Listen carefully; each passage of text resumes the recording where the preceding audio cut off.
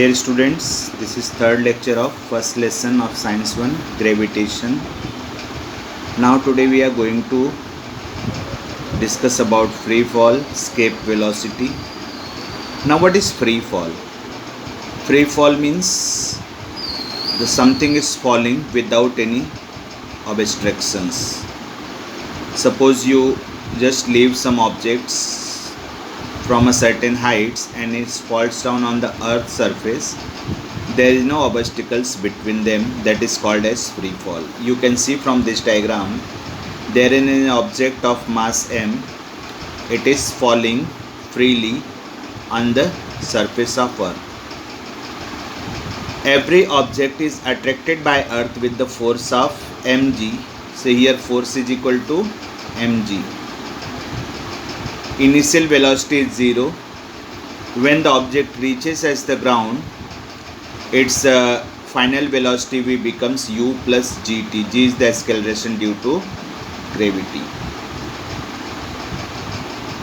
But if we see in the true sense, there is no free fall at all, because when this object falls on the surface of ground, there is a friction force which object the ball to fall freely. It opposes the ball. Friction force is acting in upward direction and gravitational force acting towards the earth. They are opposite of each other. So there is no free fall at all. Along with the friction force, there is a buoyant force of air acts also upward direction. Buoyant force of air. Students, the force which acts upward direction in air, in water or in liquid, that is called as buoyant force. So, but in true sense, free fall is not possible at all. So when we leave some objects downwards, we cannot say that the object is falling freely. So free fall is possible only in vacuum. In vacuum there is no air, so there is no friction force of air, there is no buoyant force of air, so object can fall freely. No or nothing is there to object to fall the anything towards the earth. So free fall is possible only in vacuum. Now see students, free fall का मतलब क्या होता है? Free fall मतलब freely नीचे गिरना. जब कोई ऑब्जेक्ट नीचे गिरता है तो हम सपोज कोई ऑब्जेक्ट ऊपर से छोड़ते हैं तो सीधा नीचे आता है ज़मीन पर, तो हमें क्या लगता है, इसको कोई रोकने वाला नहीं है, कोई इसे रोक नहीं रहा है. बट यदि हम ध्यान से देखें तो एटमॉस्फेयर में एयर है. एयर उस ऑब्जेक्ट को नीचे आने से रोकता है, बट जो एयर का जो फोर्स है उसको हम क्या बोलते हैं? Friction force. और दूसरा जो एयर कप में फोर्स अप्लाई करता है ऊपर की तरफ अपवर्ड डायरेक्शन में, वो होता है क्या? बायोन फोर्स. ये दोनों ही फोर्स ऊपर की ओर लगते हैं और जो ग्रेविटेशनल फोर्स होता है वो नीचे की ओर होता है. बट ग्रेविटेशनल फोर्स के कंपैरिजन में बायोन फोर्स और फ्रिक्शन फोर्स इतना कम होता है, निग्लिजिबल होता है कि पता ही नहीं चलता और ऑब्जेक्ट सीधा नीचे आ जाता है. फ्रिक्शन फोर्स और बायोन फोर्स का जो रिएक्शन है वो ऑब्जेक्ट के मास पर भी डिपेंड करता है. फॉर एग्जांपल, एक किसी बर्ड्स का फीदर या पंख जिसे हम बोलते हैं उसको, और साथ में एक स्टोन उतने ही वेट का, दोनों का वेट समझो 5 ग्राम है, और उतने ही वेट का, उतने ही मास का दोनों चीज़ एक पर्टिकुलर हाइट से छोड़ते हैं, तो हम क्या देखेंगे? स्टोन तो तुरंत ज़मीन पे पहुंच जाएगा, बट जो फीदर है, जो पंख है, वो नहीं पहुंचता है, वो देर से आता है, क्योंकि वो लाइट होता है, उसकी डेंसिटी कम होती है और उसका वॉल्यूम ज़्यादा होता है. तो उस पर बायोन फोर्स और फ्रिक्शन फोर्स ज़्यादा एप्लीकेबल होता है. In comparison with stone. इसलिए स्टोन जल्दी ज़मीन पे आ जाता है, लेकिन वो फीदर को आने में टाइम लगता है। तो इस तरह से फ्री फॉल का डेफिनेशन। और ट्रू सेंस में फ्री फॉल सिर्फ और सिर्फ वैक्यूम में पॉसिबल है। वैक्यूम का मतलब जहाँ पे कोई भी एयर नहीं है। वैक्यूम में पॉसिबल है मतलब कोई एयर नहीं है, तो जब कोई ऑब्जेक्ट ऊपर से नीचे गिरेगा तो कोई ऑब्जेक्शंस नहीं रहेगा, कोई रोकने वाला नहीं रहेगा। ना तो एयर का फ्रिक्शन फोर्स होगा, ना तो एयर का बायोंड फोर्स होगा। तो ट्रू सेंस में सिर्फ और सिर्फ वैक्यूम में फ्री फॉल पॉसिबल है। फ्री फॉल के लिए 3 इक्वेशंस हैं। v is equal to U plus G T. Actually v is equal to U plus A T होता है। a is replaced by g और u इनिशियल वेलोसिटी है। Initial velocity 0 हो गया तो v is equal to 0 plus G T. तो हमको first equation law of equation मिलेगा v is equal to ji T. Second equation क्या है? s is equal to U T plus half G T square. g मतलब A T square होता है, a की जगह g लिखा है। तो u फिर से यहाँ पे 0 है, इनिशियल वेलोसिटी 0 इंटू टी 0 हो जाएगा। और s मतलब डिस्टेंस, यहाँ पे s को हम h भी लिख सकते हैं। h इज इक्वल टू क्या मिलेगा? Half G T square. Here s is equal to half G T square is written. यहाँ पे अगेन मैंने लिखा है और h is equal to half G T square. Third equation क्या है? Kinematic equation v square is equal to you square plus 2gh। Again u 0 है तो v square is equal to 2gh। ये फ्री फॉल से related 3 equations हैं, ध्यान से देख के समझ लीजिए। फ्री फॉल के बाद आता है स्केप वेलोसिटी। स्केप वेलोसिटी पर ध्यान दीजिए। स्केप मीन्स बच के निकल जाना। स्टूडेंट्स, जब हम कोई बॉल ऊपर की ओर थ्रो करते हैं, बहुत ध्यान समझना, जब कोई बॉल हम ऊपर की ओर थ्रो करते हैं तो थोड़ा हाइट के जाने के बाद वो क्या होता है? ज़मीन पे वापस आ जाता है। थोड़ा और ताकत लगा के थ्रो करते हैं तो थोड़ा और ज़्यादा ऊपर जाता है, फिर वापस आ जाता है। दैट मीन्स जैसे जैसे हम फोर्स बढ़ाते जाते हैं वैसे वैसे बॉल की हाइट अपवर्ड डायरेक्शन में बढ़ती जाती है। जितना फोर्स लगाएंगे बॉल या कोई ऑब्जेक्ट है उतना ही ऊपर जाएगा। यहाँ पे दिया है a ball is thrown upward, velocity V decrease. Velocity decrease होती जाती है, मतलब इनिशियल वेलोसिटी जितना ज़्यादा रहेगी हाइट उतना ही ज़्यादा रहेगा। If v is equal to 0 and u is equal to u ही रहेगा तो finally it becomes 0। Velocity v decreases and finally it becomes 0 and the ball or the object return back on the surface of earth। Students ध्यान से देखना, एक situation ऐसा आता है कि v square is equal to you square is equal to 2gh। v मतलब final velocity 0 होता है। फाइनल वेलोसिटी 0 मतलब जब हम बॉल को ऊपर फेंकते हैं तो क्या होता है? धीरे धीरे क्या होता है? उसकी वेलोसिटी कम होती जाती है और एक समय ऐसा आता है कि उसकी वेलोसिटी 0 हो जाती है, मतलब फाइनल वेलोसिटी 0 हो गई। जब फाइनल वेलोसिटी 0 हो गई तो वो क्या होता है? नीचे आना स्टार्ट करता है। तो यहाँ पे v का वैल्यू 0 रखा है तो यू स्क्वायर माइनस 2gh ये साइड में आ गया तो 2gh is equal to you square. तो h क्या हो गया? U square upon 2g। मतलब कोई बॉल कितना हाइट तक जाएगा वो डिपेंड करता है किस पे? इनिशियल वेलोसिटी पे और एक्सेलरेशन ड्यू टू ग्रेविटी पे। देखो ध्यान से students, h is directly proportion to you square. U मतलब इनिशियल वेलोसिटी। तो इनिशियल वेलोसिटी जितना ज़्यादा रहेगा उसका हाइट उतना ही ज़्यादा रहेगा। That means more initial velocity greater height. अब एक चीज़ और आपने पढ़ा है, जैसे जैसे हम हाइट पर जाते हैं g का वैल्यू रिड्यूस होता जाता है। As we move upward direction greater height smaller acceleration due to gravity, g decreases. अब देखो ध्यान से, हम हाइट पे जा रहे हैं, इनिशियल वेलोसिटी इंक्रीज हो रही है और g डिक्रीज हो रहा है। अब इतना ज़्यादा इनिशियल वेलोसिटी हम बढ़ा देंगे बॉल का या ऑब्जेक्ट का कि g का वैल्यू 0 हो जाएगा, नेग्लिजिबल हो जाएगा। एक सिचुएशन ऐसा आता है, इनिशियल वेलोसिटी धीरे धीरे धीरे धीरे बढ़ाते जाएंगे, हाइट और जाता जाएगा, जैसे जैसे हाइट बढ़ेगा जी कम होगा। एक सिचुएशन ऐसा आता है जी का वैल्यू 0 हो जाता है। ध्यान देना स्टूडेंट्स, 2 इंटू 0 0 हो गया, that means h is equal to infinite. U square 0 हो गया तो 2 इंटू 0 0, अपॉन में 0 आया कि नहीं, h is equal to you square upon 0।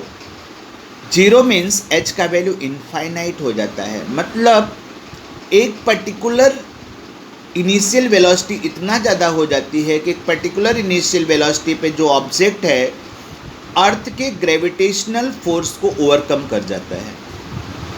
Overcome कर जाना मतलब अर्थ के ग्रेविटेशनल फोर्स के बाहर निकल जाना।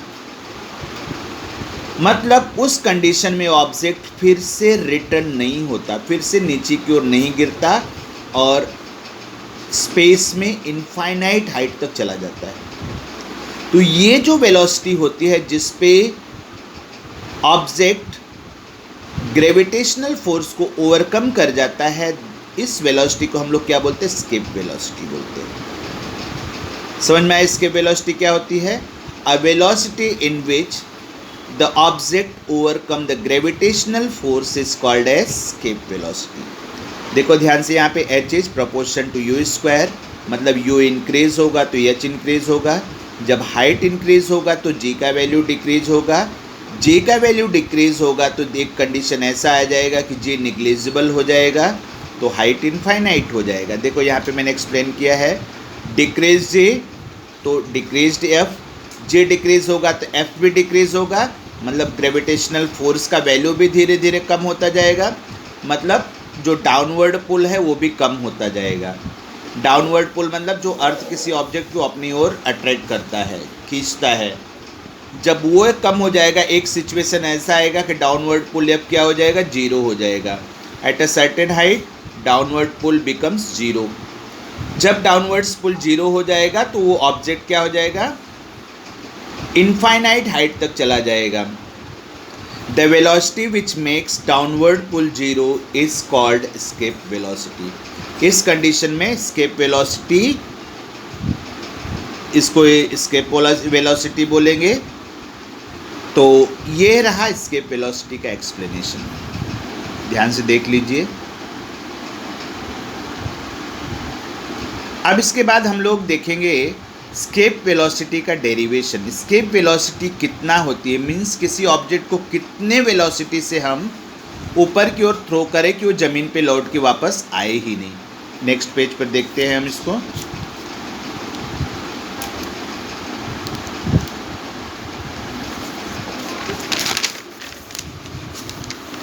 अब ध्यान से देखना, डेरिवेशन ऑफ एस्केप वेलोसिटी। अब देखो, total energy of an object of mass m on surface of अर्थ। कोई भी ऑब्जेक्ट सरफेस ऑफ अर्थ पर तो काइनेटिक एनर्जी क्या होगा, half m v escape square. Half m v square होता है ना काइनेटिक एनर्जी। तो सरफेस ऑफ अर्थ पे कितना हो जाएगा kinetic energy, half m v square. V means v of escape velocity. Potential energy का फॉर्मूला होता है -gmm/r। ये mgh से डिराइव हुआ है। पोटेंशियल एनर्जी क्या होता है, -g, कैपिटल M फिर mass of earth, small m is mass of object, r is the radius of earth. Students, तो टोटल एनर्जी कितना हो गया, total energy is denoted by E1। It is kinetic energy plus potential energy. Kinetic energy कितना है, half m v escape square plus minus, देखो potential energy minus है ना, gmm/r plus minus मिल के माइनस हो गया। तो total energy of object on the earth surface कितना हो गया, half m v square minus gmm/r। अब यही ऑब्जेक्ट जब हम थ्रो करते हैं तो ये ऑब्जेक्ट जब ऊपर चला जाता है इनफाइनाइट हाइट तक, उस वक्त इसकी एनर्जी कितना होगी देखते हैं। देखो, total energy of an object of mass m at the infinite distance of earth, मतलब एस्केप वेलोसिटी के कंडीशन में काइनेटिक एनर्जी 0 हो जाएगी। हाफ एम वी स्क्वायर होता है वी इनफाइनाइट, क्योंकि इनफाइनाइट डिस्टेंस में वेलोसिटी 0 हो जाती है, तो वी 0 हो गया तो काइनेटिक एनर्जी 0 हो गया। और वहाँ पे जाके ऑब्जेक्ट रेस्ट कंडीशन में आ जाता है, वहाँ पे जाके ऑब्जेक्ट रेस्ट कंडीशन में आ जाता है, तो वेलोसिटी जीरो हो गई, इसलिए काइनेटिक एनर्जी जीरो हो जाएगी। पोटेंशियल एनर्जी कितना है, -gmm/r। आर रेडियस इनफाइनाइट हो जाता है क्योंकि इनफाइनाइट हाइट तक जा रहा है ना, तो जब हाइट इनफाइनाइट हो गया तो -gmm/r की जगह इनफाइनाइट लिखा, तो gmm/इनफाइनाइट इज इक्वल टू जीरो हो जाएगा। Means if any object is throne with the escape velocity, it reaches up to infinite height and becomes rest. That means their kinetic energy also becomes zero and potential energy also becomes zero. So total energy that is represented by E2, that is kinetic energy plus potential energy is equal to 0 plus 0 is equal to 0. मतलब किसी object का total energy space में infinite height पे zero हो जाता है। अब हमारा law of conservation of energy क्या है, एनर्जी नेवर क्रिएटेड और never destroyed, that means E1 is equal to E2 हो जाएगा। E1 क्या है, हाफ mv स्केप स्क्वायर -gmm/r, और E2 जीरो हो गया। इसको सॉल्व किया तो -gmm/r ये राइट साइड में आके प्लस हो गया, देखो समझ में आ रहा है ना, ये आके प्लस हो गया। जब यहाँ पे आके प्लस हो गया तो हमको v स्केप करना है, तो 2 यहाँ पे नीचे है, ट्रांसफ़र करोगे तो ऊपर आ जाएगा, और m यहाँ पर ऊपर है तो ट्रांसफ़र करोगे यहाँ से अपॉन में आ जाएगा। तो हमको क्या मिला, v escape square is equal to 2gmm/rm। देखो m कैंसिल हो गया तो क्या मिला, 2gm/r। स्क्वायर है तो we have to take square root on both the side, so taking square root on both the side, v escape is equal to 2gm/r बराबर 2gm/r under root में आ गया। और आपको मालूम है j इज इक्वल टू क्या होता है, gm/r²। तो यहाँ न्यूमरेटर डिनोमिनेटर में r से मल्टीप्लाई किया तो 2gm/r² इंटू r, ये 2gm/r² को हम लोगों ने g से रिप्लेस किया, gm/r² को। तो क्योंकि यहाँ 2 और 2 कैंसिल हो चुका है, देखो 2 अलग से ही रहेगा, gm/r² को स्मॉल g से रिप्लेस किया, तो v escape is equal to क्या हो गया, √2gr। g means acceleration due to gravity.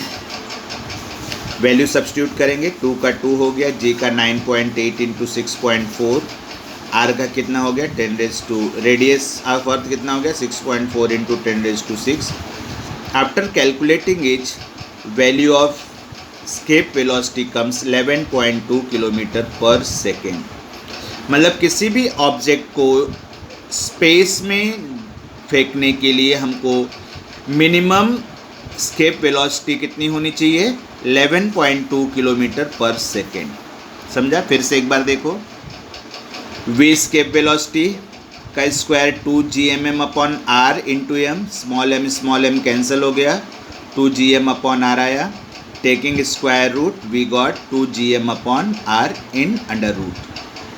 Since j is equal to gm/r², तो gm/r² चाहिए ना, यहाँ पे r² करना है, इसलिए r से नीचे भी मल्टीप्लाई किया, r से ऊपर भी मल्टीप्लाई किया, वही हुआ है ना। तो 2 साइड में रखा, gm/r², देखो ये वाला 2 यहाँ पर है, gm/r² ये रहा, और ये वाला r अलग से लिख लिया, तो gm/r² ये जो पोर्शन है इसको किससे रिप्लेस किया, स्मॉल g से, तो हमको क्या मिला, √2 स्मॉल g/r। इसका वैल्यू रख के हम v स्केप वेलोसिटी कैलकुलेट कर सकते हैं। क्लियर हो गया, ये डेरिवेशन है स्केप वेलोसिटी का। ओके स्टूडेंट्स, स्केप वेलोसिटी का डेरिवेशन एक बार फिर से देख लो,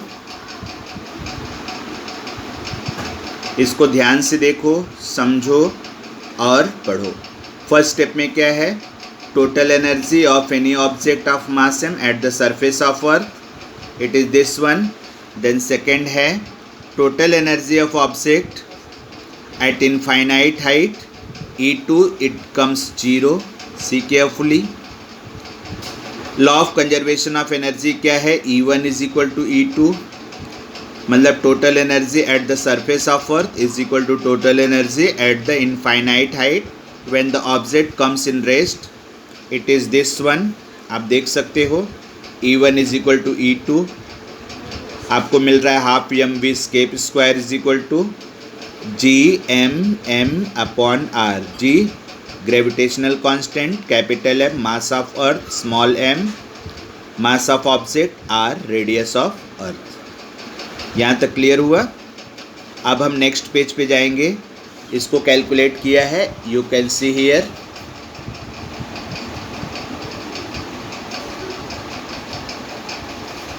पूरा स्क्वायर रूट लिया है, स्क्वायर रूट के बाद डिराइव किया, तो फाइनली हमको एस्केप वेलोसिटी कितना मिला? 11.2 किलोमीटर पर सेकेंड.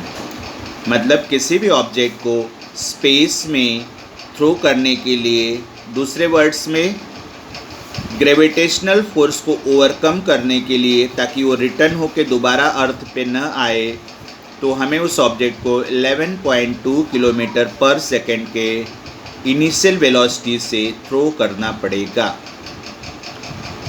अब हम लोग देखेंगे मून पे एस्केप वेलोसिटी कितनी होती है.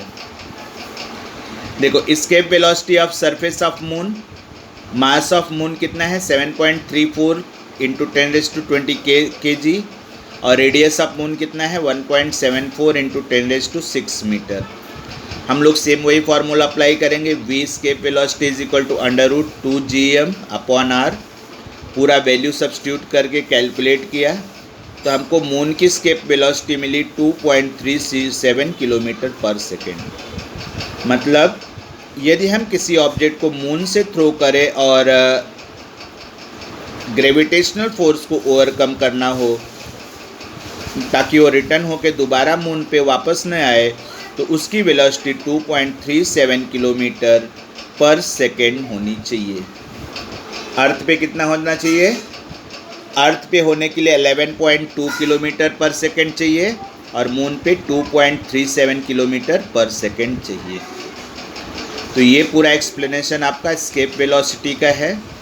इस तरह से आपका ये लेसन यहाँ पे फिनिश होता है. हम नेक्स्ट लेक्चर में जो प्रॉब्लम सेट्स एक्सरसाइज में जो सम्स हैं, वो सम्स का पूरा सॉल्यूशंस देखेंगे. Okay, thank you.